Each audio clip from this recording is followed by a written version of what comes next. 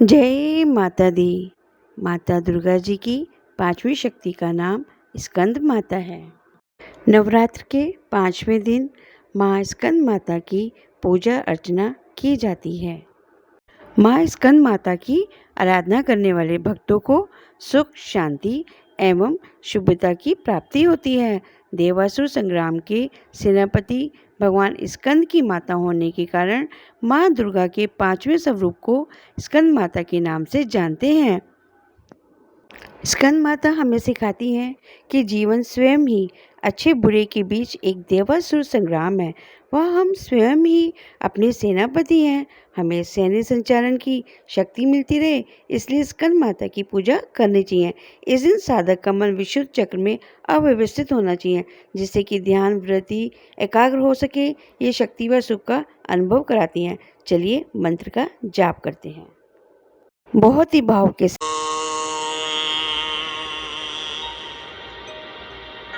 सिंहासन गता नित्यम् पद्माश्रित कर द्वया शुभदास्तु सदा देवी स्कंद माता यशस्विनी।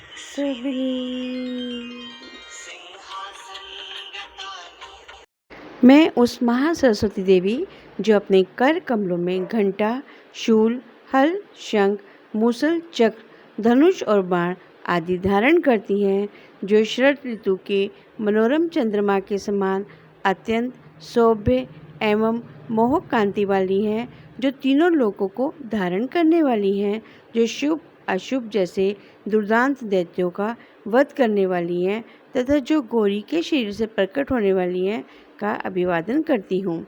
ओम क्लीं ऋषि बोले राजन, पूर्व काल में शुभ विशुभ नामक 2 असुर अपने बल तथा अहंकार से इंद्र के हाथों से तीनों लोगों को जीत लिया और यज्ञ भागों को भी वश में कर लिया। वह दोनों स्वयं ही सूर्य के समान तप गए और चंद्रमा, कुबेर, यमराज तथा वरुण के अधिकारों को छीन कर स्वयं स्वामी बन गए। उन दोनों दानवों ने वायु पर भी अपना आधिपत्य जमा लिया तथा अग्नि का कार्य भी वो स्वयं ही करने लगे तथा इन दैत्यों से पराजित अधिकार विहीन देवता लोग कांपने लगे। अधिकारहीन देवता लोग उन दोनों दैत्यों से अनादर पाकर उस प्रसिद्ध अपराजिता का देवी का स्मरण करने लगे। उन लोगों ने ये याद करके कि देवी ने हम लोगों को ये वर दिया है कि देवता लोग विपत्ति के समय में स्मरण करने पर मैं आप लोगों की बड़ी से बड़ी विपत्तियों का नाश करूंगी। देवता लोग ऐसी सहमति करके पर्वतराज हिमालय पर गए और वहाँ उस विष्णु की माया जगजननी देवी की स्तुति करने लगे। देवता बोले, सदा कल्याण करने वाली आदि शक्ति कल्याण स्वरूपा देवी महादेवी के सामने हम लोग सदा संयम पूर्वक नतमस्तक हैं। भयंकर स्वरूप वाली अविनाशिनी गोरे बदन वाली जगत की रक्षा करने वाली प्रकाशमयी और चंद्रमा के समान शोभा वाली आनंददायिनी देवी को सदा नमस्कार है। नम्र जनों का कल्याण करने वाली, रिद्ध सिद्ध प्रदान करने वाली या रिद्ध सिद्ध स्वरूपणी को नमस्कार है और निऋत्री दिक्पाल से उपार्जित लक्ष्मी रूप वाली तथा भूभृत आदि प्रथम राजाओं की लक्ष्मी शिव की स्त्री पार्वती देवी को बार बार नमस्कार है। दुर्गा पारा और जगत की सार रूपणी, सबकी आदि कारण यश रूपणी, ध्रूम अति कृष्ण वर्ण वाली देवी को बार बार नमस्कार है। उस देवी को नमस्कार है, उस देवी के लिए हम सब सिर झुकाए हुए हैं, जो भक्तों के लिए अत्यंत शोभ्य, दुष्टों के लिए अत्यंत भयंकर है और संसार की प्रतिष्ठा रखने वाली देवी को सदा कार्य रूपणी देवी को बार बार नमस्कार है। जो देवी विष्णु की महामाया आदि शक्ति कही जाती है, उन्हें बार बार नमस्कार है। नमस्कार है जगदम्बा को हमारा पुनः नमस्कार है। जो देवी सभी जीवों में चेतना शक्ति के नाम से पुकारी जाती है, उन्हें अनेक बार नमस्कार है। नमस्कार है देवी को पुनः नमस्कार है। जो देवी प्राणियों में बुद्धि के रूप में स्थित है, उन्हें बार बार नमस्कार है। नमस्कार है देवी को पुनः नमस्कार है। जो देवी सभी जीवों में निद्रा रूप में स्थित है, उन्हें सदा नमस्कार है। जो देवी को बार बार नमस्कार है। जो देवी सभी जीवों में क्षुधा भोजन की इच्छा के रूप में रहती है, उन्हें बार बार नमस्कार है। देवी को पुनः नमस्कार है। जो देवी सभी जीवों में छाया के रूप में रहती है, उन्हें बार बार नमस्कार है। नमस्कार है देवी को पुनः नमस्कार है। जो देवी सभी में शक्ति के रूप में रहती है, उन्हें बार बार नमस्कार है। नमस्कार है देवी को पुनः नमस्कार है। जो देवी सभी जीवों में तृष्णा के रूप में रहती है, उन्हें बार बार नमस्कार है। नमस्कार है देवी को पुनः नमस्कार है। जो देवी सभी जीवों में शांति रूप में रहती है, उन्हें बार बार नमस्कार है। नमस्कार है देवी को पुनः नमस्कार है। जो देवी सभी जीवों में शांति के रूप में रहती है, उन्हें बार बार नमस्कार है। नमस्कार है देवी को पुनः नमस्कार है। जो देवी सभी जीवों में लज्जा के रूप में रहती है, उन्हें बार बार नमस्कार है। नमस्कार है देवी को पुनः नमस्कार है। जो देवी सभी जीवों में शांति रूप में विराजमान है, उन्हें बार बार नमस्कार है। नमस्कार है देवी को पुनः नमस्कार है। जो देवी सभी जीवों में श्रद्धा के रूप में रहती है, उन्हें बार बार नमस्कार है। नमस्कार है देवी को नमस्कार है। जो देवी सभी जीवों में कांति शोभा रूप में रहती है, उन्हें बार बार नमस्कार है। नमस्कार है देवी को सदैव नमस्कार है। जो देवी सभी जीवों में लक्ष्मी रूप में रहती है, उन्हें मेरा बार बार नमस्कार है। नमस्कार है देवी को पुनः नमस्कार है। जो देवी सभी जीवों में व्रती जीविका के रूप में रहती है, उन्हें मेरा नमस्कार है। नमस्कार है देवी को बार बार नमस्कार है। जो देवी सभी जीवों में स्मृति रूप में रहती हैं, उन्हें मेरा बार बार नमस्कार है। नमस्कार है देवी को बार बार नमस्कार है। जो देवी सभी जीवों में दया के रूप में रहती हैं, उन्हें बार बार नमस्कार है। नमस्कार है देवी को पुनः नमस्कार है। जो देवी सभी जीवों में तृष्टि संतोष के रूप में रहती हैं, उन्हें बार बार नमस्कार है। नमस्कार है देवी को सदा नमस्कार है। जो देवी सभी जीवों में माता रक्षा करने वाली के रूप में रहती हैं, उन्हें बार बार नमस्कार है। नमस्कार है देवी को सदैव नमस्कार है। जो देवी सभी जीवों में भ्रांति के रूप में रहती हैं, उन्हें बार बार नमस्कार है। नमस्कार है। नमस्कार है देवी को मेरा नमस्कार है। जो देवी सभी जीवों में रहती हुई सभी इंद्रियों पृथ्वी आदि 5 भूतों की अधिष्ठात और सर्वव्यापक हैं, ऐसी देवी को नमस्कार है। जो देवी इस जगत को व्यापक कर चेतना रूप में रहती हैं, उन्हें बार बार नमस्कार है। नमस्कार है देवी को सदैव नमस्कार है। पूर्व काल में अपनी अपनी इष्ट सिद्धि के लिए देवता लोग तथा इंद्र प्रतिदिन जिस देवी की स्तुति करते थे, वे कल्याण करने वाली देवी हम लोगों का कल्याण करें और हमारे ऊपर आई हुई विपत्तियों को नष्ट करें। वह शुभवती देवी कौन है, इसका उत्तर दे रहे हैं। इस समय बड़े बड़े उद्धट दैत्यों द्वारा पीड़ित हम देवता लोग जिस देवी को नमस्कार स्तुति करते हैं और भक्ति से विनम्र हुए हम लोग देवताओं के स्मरण करते ही तुरंत सभी आपत्तियों को दूर कर देती है, ऐसी हम लोगों की कल्याणकारी देवी है। श्री सुमेधा ऋषि बोले, हे राजन, ऐसी स्तुति करते समय ही पार्वती देवी गंगा स्नान के विचार से देवताओं के सम्मुख आई। सुंदर बाहों वाली देवी देवताओं से बोली, आप लोग यहाँ किसकी स्तुति कर रहे हो?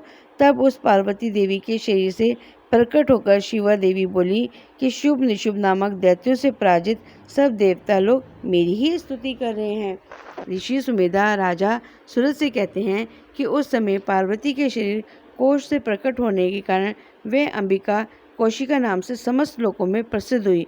उन तेजमयी अंबिका के निकलने के बाद पार्वती की काया भी कृष्ण मीन्स काली हो गई और वह कालिका नाम से प्रसिद्ध होकर हिमालय में ही रहने लगी।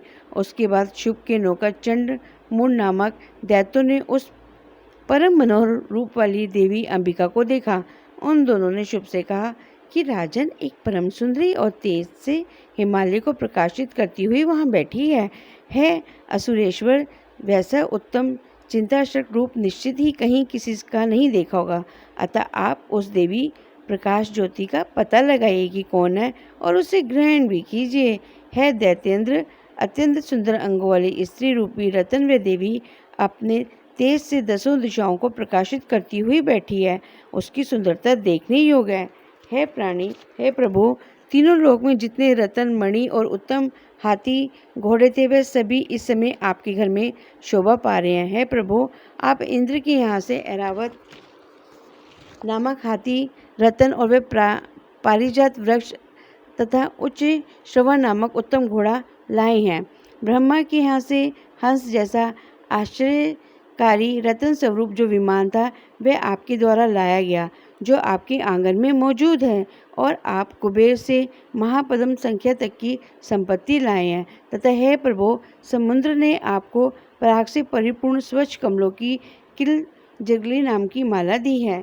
सोना बरसाने वाला वरुण तथा छाता तथा सिकंदर अर्थात रथ, जो कि पहले दक्ष प्रजापति के यहाँ था, अब आपके यहाँ है। और है ईश, यम की मौत देने वाली मृत्यु शक्ति तो आपने छीन लिया, तथा वरुण का फांस आपके भाई निशुम्भ के अधिकार में है। समुद्र से पैदा हुए सभी रत्न आपके भाई निशुम्भ के अधिकार में है। आपके लिए अग्नि ने भी अग्नि से तपाए हुए 2 वस्त्रों को, जिस पर शत्रु के प्रहार का कोई असर नहीं होता, आपको प्रदान किए हैं। हे असुराज, इस तरह से आपने दुनिया में सभी प्रकार के रत्न अधिकार आदि अपने वश में कर लिए हैं। फिर इस परम सुंदरी स्त्री रूपी कल्याणी को भी अपने अधिकार में करें। सुमेधा ऋषि बोले, है सूरत, चंड और मूड की इस प्रकार की बातें सुनकर शुभ ने महाबलवान असुर सुग्रीव को दूत बनाकर देवी के पास भेजा। दैत्यराज शुभ ने उस दैत्य सुग्रीव से कहा कि तुम देवी के पास जाकर उससे मेरी ओर से इस प्रकार मधुर, शिष्ट और प्रभावी बातें करना कि जिससे वे प्रसन्न होकर शीघ्र ही मेरे पास चली आए। वह दूत अपने स्वामी की आज्ञा पाकर देवी के निवास रमणीय पर्वतीय स्थान पर गया और आग्रह के स्वर में देवी से बोला। दूत बोला, है देवी, तीनों लोकों में सबसे बड़ा वीर असुरों के स्वामी दैत्यराज शुभ हैं। उन्हीं के द्वारा भेजा हुआ दूत मैं आपके पास आया हूँ। उस असुराज ने सभी देवताओं को भी अपने अधिकार में कर रखा है तथा उसकी आज्ञा को देवताओं को भी मानना पड़ता है। तीनों लोग पृथ्वी, स्वर्ग, पाताल पर उन्होंने अपना आधिपत्य जमा रखा है। सभी देवता उसके वश में हैं और उसने यज्ञ भाग पर भी अपना अधिकार जमा रखा है। तीनों लोगों में सभी श्रेष्ठ से श्रेष्ठ रतन उसके अधिकार में है और देवराज इंद्र के वाहन गज रूपी रतन ऐरावत को भी उस महापराक्रमी दैत्यराज ने अपने वश में रखा है। समुद्र के मथन से निकलते हुए 14 रत्नों में से एक उच्च श्रवण नामक अश्व को तो देवों ने हाथ जोड़कर उस दैत्यों के स्वामी को प्रसन्न करने के लिए दिया है। इन सभी के अतिरिक्त देवताओं, गंधर्वों तथा सप्रों के पास जो कुछ भी अमूल्य रत्न मौजूद थे, उन सभी को दैत्यराज ने अपने अधिकार में कर लिया है। इस समय सृष्टि के सभी भागों पर हमारे असुराज का ही एक छत्र राज्य है। हे देवी, अब इस समस्त लोक में एक सर्वश्रेष्ठ सुंदर स्त्री वे तुम्हें ही समझते हैं, अतः तुम भी एक स्त्री रूपी रतन ही तो हो, इसलिए तुम्हें हमारे पास आ जाना चाहिए, क्योंकि हम लोगों के पास तुम्हारे अलावा सभी रत्न हैं तथा हम लोग सभी प्रकार के रत्नों को भोगने वाले हैं। है चंचल कटाक्षों वाली सुंदरी, स्वामी ने ऐसा आदेश भेजा है कि तुम मेरे या मेरे महापराक्रमी छोटे भाई विशुभ के साथ रहो। तुम हम दोनों में से किसी एक का वर्ण कर लो।